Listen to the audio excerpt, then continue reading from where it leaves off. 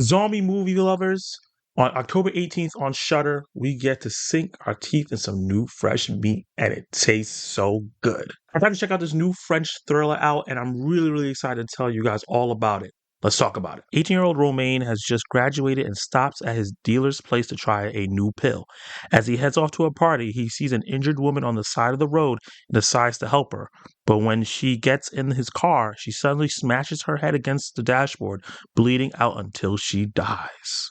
After this chance meeting, Romain's night dives into madness, and to say his night was completely ruined is an understatement. We've seen this concept before: a person minding their business, they run into someone that might be infected. But what makes this movie a different take on zombie films is that the film is one take. So from the first take where you see Romain getting the drugs up until the wild and emotional finale, there's no cuts. Or at least if there's any cuts, this movie's edited so well I could not tell. And I know what you're saying. Movies that are one take or scenes that are one take are usually just gimmicky stuff, doesn't really add anything to the film. Director David Moreau keeps the camera fluid and moving through all the carnage better than most one-shot films do, and is less gimmicky. It's less about showing off and more about forcing perspective. We don't jump to another side of town to see who was left behind or cut around the room to see what's going on in the room itself. We're not given the release of a cut. We're too busy running with these characters that are terrified. This forced POV in MadS gives this movie an energy that it would not have otherwise, enhancing us as viewers' engagement into the film by locking us in one person's perspective at a time. It feels like the camera's almost running to catch up with the characters as they're trying to figure out the situation they're in, and this movie makes the film feel very different from even the movies that it's inspired by, which is really refreshing in a dying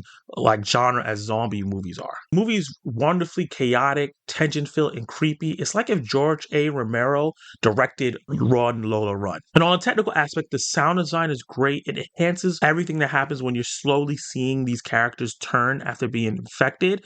And the cinematography is absolutely beautiful and used for lighting effects to really showcase some creepy moments. All the technical stuff aside, the performances by our leads are excellent. Milton Richie as Romain perfectly captures when your brain is dizzy and running your mind because of unexplainable experience just happened to you and you're trying to figure out what to do. The movie continuously puts him through dire situations throughout the movie, and he doesn't always make the best decisions, but because of his performance and we're seeing how frantic he is, not cool, calm, and composure at all in this situation. And honestly, I was sitting there like, I don't know what I would do in this situation either.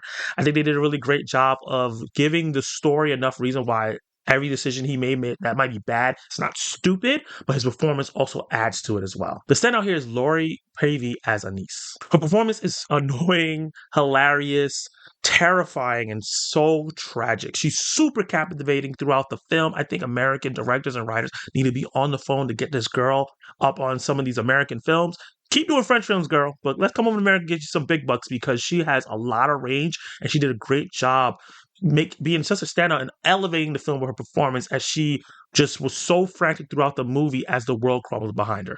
But when it comes to the zombie action, this movie is not as brutal as a lot of zombies movies are. It's not a lot of ripping and tearing. This is more focused on what's going on in characters as they slowly devolve and become more and more insane and mad. That's why this movie's called MadS, as the infection takes over.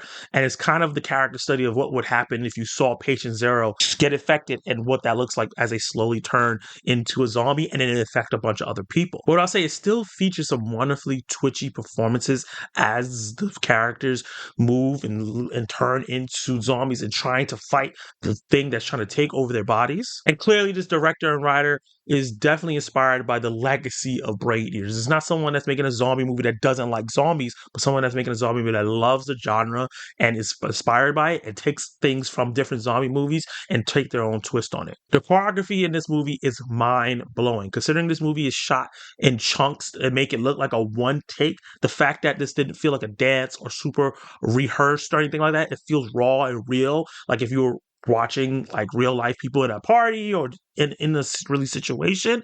I think is just really great. It rarely breaks your immersion. I think there's one or two spots here and there that I think the immersion was broken a little bit, but I was having so much fun and so locked in, I didn't even care. Horror fans are always looking for new ways for creators to tell timeless stories. And someone that's a zombie movie fan, I've seen so much zombie content, it's probably my favorite genre, subgenre in movies. I flipped watching this, and I think all of you guys will flip watching this as well. We've seen so many tales of the end of the world, but we've never really seen it like this. So with that said, I'm gonna give MadS a B+.